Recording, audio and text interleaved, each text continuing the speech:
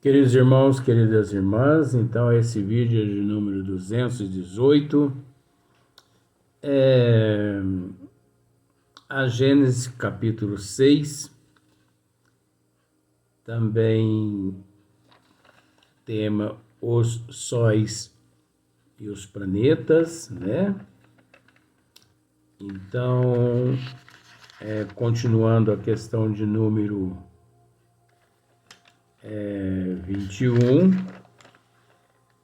parece que eu gosto de embromar, né? Mas isso é psicologia, você sabia? É psicologia, porque nós devemos ter paciência. Nós devemos ter paciência. Ah, mas aí você está perdendo tempo. Nós não perdemos tempo. Por quê? Porque o tempo não existe. Existe só o presente. Tempo, como nós aqui já estudamos na Gênesis, está relacionado à medida de um objeto para o outro, de uma distância de um objeto, de um local para o outro, né? Nós já explicamos isso. Então o tempo não existe. O tempo é fictício. O tempo, ele é imaginário. Só que nós necessitamos desse tempo, porque ele está relacionado ao nosso cronômetro aqui na Terra. Mas Jesus mesmo, você acha que Jesus carrega no braço um relógio? Ah, é porque agora é meio-dia, eu tenho que, né, almoçar, né, comer uma saladinha, tomar um suco. Imagina Jesus dizendo isso. Então, é lógico que nós necessitamos no livro que nos encontramos, mas um dia nós não vamos necessitar mais. Então, o tempo. O que é o tempo? O tempo é o que se gasta de um local a outro. O cronômetro marca Paraíso, São Sebastião do Paraíso, a cidade de São Paulo, 4 horas de viagem. Isso é o tempo que se gasta. Da tua casa ao teu trabalho, meia hora de a pé ou de automóvel, é o tempo. Esse é o tempo. Agora, não existe, não há como no infinito você determinar tempo. Porque o infinito é o infinito por natureza de Deus. Então, como você vai limitar ou delinear, ou como você vai colocar no cronômetro o infinito? Não tem como. Por isso não existe, né? Então, assim como um movimento demasiado rápido da funda lhe quebra a corda, indo o projétil cair longe, também a predominância da força centrífuga destacou o circo equatorial da nebulosa, porque olha para você ver, não são só os planetas que possuem esse circo equatorial, né? Não são só os planetas, a nebulosa também. Então, é interessante como que tudo obedece às leis e os desígnios do Criador. Então, olha para você ver. Também a predominância da força centrífuga, né? A predominância da força centrífuga da nebulosa. Então, vamos pensar que ali dentro, vamos usar esses termos assim. Vamos pensar que dentro da nebulosa, depois que... É lógico que ela encontra-se, a nebulosa, desde o princípio de sua formação, porque a sua formação também foi elaborada pelos ministros de Deus, usando-se a matéria cósmica primitiva universal. Então, desde o princípio ali, sempre existiu a rotação, que também é uma força, a rotação circular. Por isso que nós, quando vemos uma imagem de uma galáxia, você observa para você ver a forma dela. Aquela forma ali obedece o princípio de rotação desde quando dentro da nebulosa, vamos usar esse termo dentro, que trabalhado pelos arquitetos e os ministros de Deus, todas aquelas matérias. Então, quando pronta aqueles planetas ou aqueles sistemas solar, aqueles sóis, ou aquelas galáxias, então, olha para você ver o que acontece. Porque lá dentro existe a força centrípeta, existe a força centrífuga, existe a rotação dentro da nebulosa, que por vezes também todos os objetos lá dentro, vamos usar objetos, tudo lá dentro encontra-se em rotação. Só que em dado momento, essa força centrífuga destacou o círculo equatorial da nebulosa. Destaca. E desse anel, uma nova massa se formou.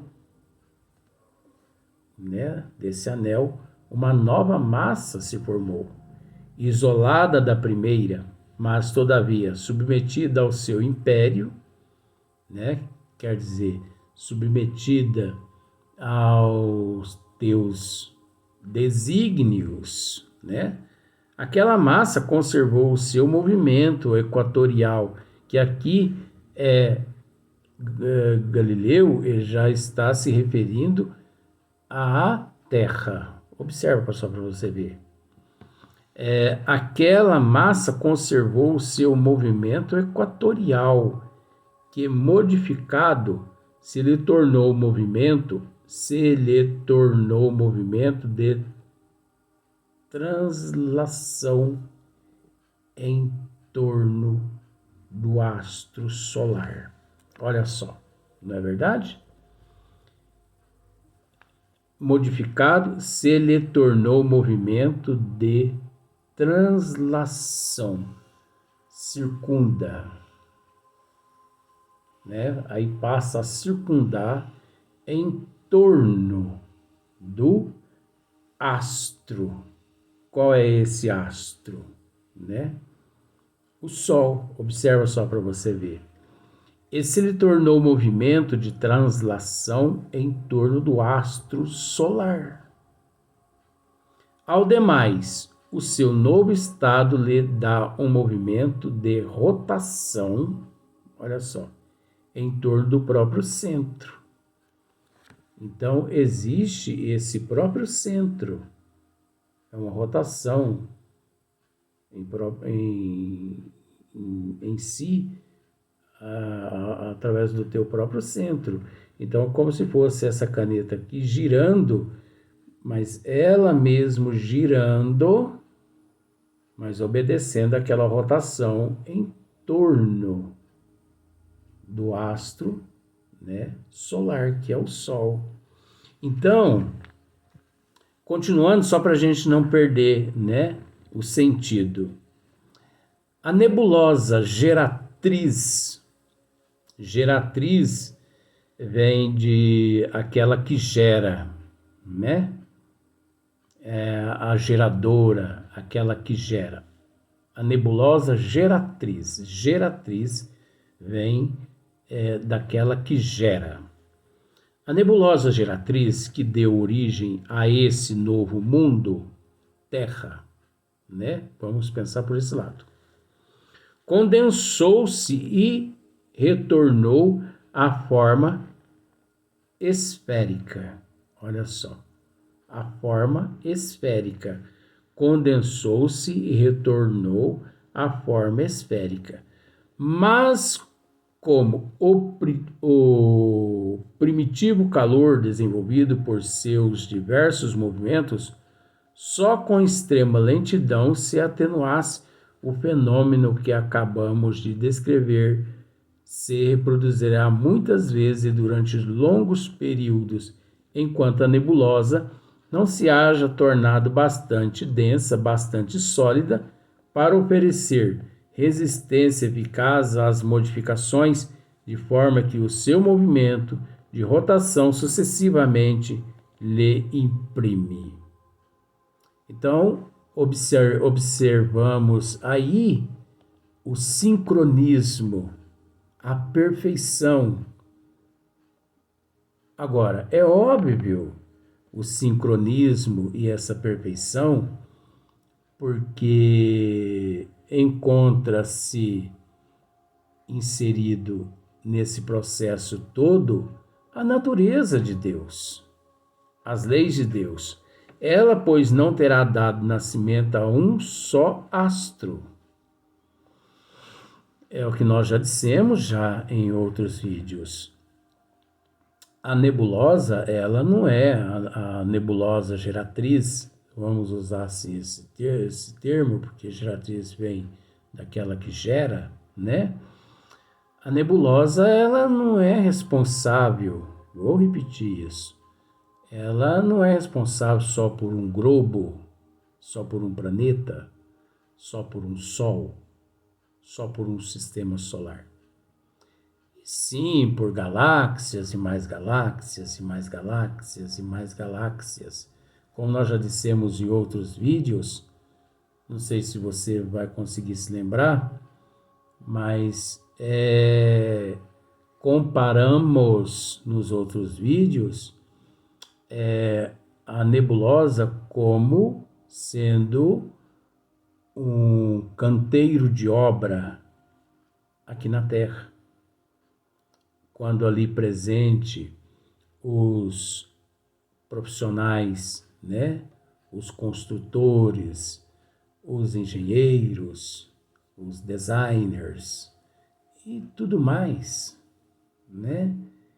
Então é como se fosse, a nebulosa é como se fosse um canteiro de obra, onde reúne-se os arquitetos, os ministros de Deus, para manipular a matéria cósmica primitiva universal, né? O fluido cósmico universal, que por vezes, como já dissemos,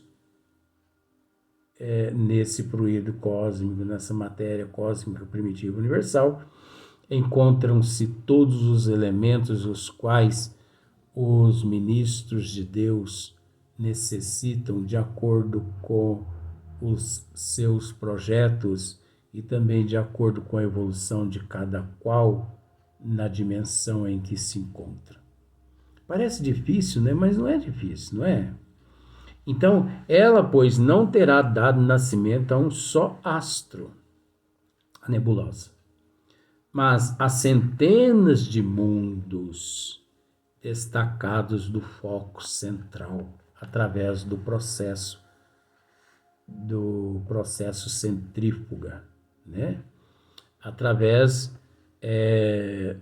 da força centrífuga, porque o que destaca esses planetas, sóis, galáxias da parte central das nebulosas é a rotação centrífuga, né? sem a rotação, né? Sem essa rotação centrífuga, não se destacaria esses planetas e tudo mais.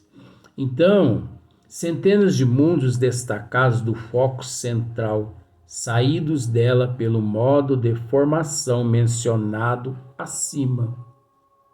Nós estamos tratando disso, né, gradativamente, mas nós vamos tocando no assunto. Ora, cada um de seus mundos revestidos como o mundo primitivo das forças naturais que presidem a criação dos universos. Olha só para você ver. Ora, cada um de seus mundos revestido como o mundo primitivo das forças naturais, que são todas essas forças que em parte já destacamos, que presidem a criação dos universos.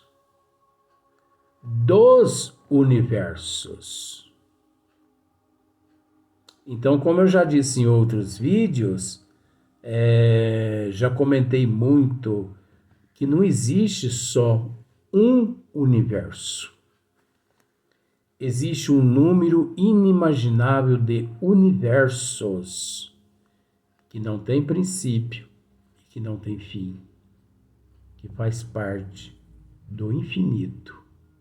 Então, quando se pronuncia esse termo infinito, é eterno, não tem começo e não tem fim. A matéria desse infinito é que não teve começo e que não tem fim. Agora nós precisamos entender uma coisa. Todos os universos tiveram princípio. Todos os universos tiveram princípio. Aí você pode me dizer assim, mas você está acabando de dizer que o infinito, ele não tem princípio e não tem fim. Mas eu estou tentando resumir aqui, como já tentei resumir em outros vídeos, o cosmo, vamos dizer assim, o cosmo é um ambiente de matérias. Qual matéria? De matéria. De uma só matéria. A matéria cósmica primitiva. A matéria primitiva cósmica universal. Fluido cósmico universal. Então, nesse cosmo existe por todo e sempre, por toda a eternidade, que não tem princípio e nem fim, é o infinito. Então existe essa matéria. Essa matéria, a partir de então, os ministros começam a elaborar os planetas, as galáxias, de acordo com o nível evolutivo de cada qual. Então não existe só um universo. Não existe só um cosmo. Não existe só uma dimensão. Pense num favo de mel vazio, sem mel. Pense naqueles buraquinhos. Aqueles buraquinhos ali recebe o nome de pentágono, né? Pentágono. Então, devido àquelas pontas, eu não sei se é 5 pontas ou 6 pontas, um negócio assim. Então, pense num favo de um metro mais ou menos de comprimento. Tenta contar quantos buraquinhos tem naquele favo. Cada buraquinho daquele lá significa um universo. Só que, olha o interessante, ali há como você definir e especificar cada buraquinho daquele. Mas se tratando de universos, se tratando de cosmos, se tratando de dimensões, não há como você dizer onde começa um e onde termina o outro. Por quê? Porque existe uma miscigenação, existe uma miscigenação mesmo, né? Existe um certo aglomerado de uma matização, fica melhor assim. Então existe uma matização, e nesta matização nessa matização termina um cosmo e inicia outro cosmo na matização. Só que você não sabe quando termina na matização esse cosmo e nem quando inicia o outro cosmo. Os universos, você não sabe quando termina na matização um ou mais universos e quando iniciam-se outros universos na matização. Porque não existe uma parede divisória sólida. Até aqui, você conseguiu entender agora? Olha só pra você ver. Até aqui, você bate na parede. Até aqui é o universo 1. Agora, ao transpor essa parede, vai começar o universo 2. E assim sucessivamente. Não é dessa forma. Existe uma